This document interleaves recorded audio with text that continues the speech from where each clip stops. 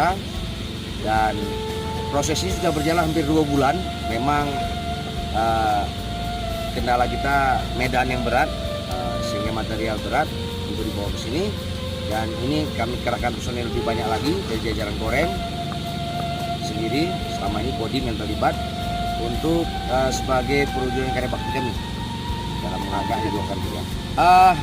Makam ini sebenarnya dulu sudah pernah dipugar baik oleh Kodim Aceh Utara dari Polres Utara dan Semawe.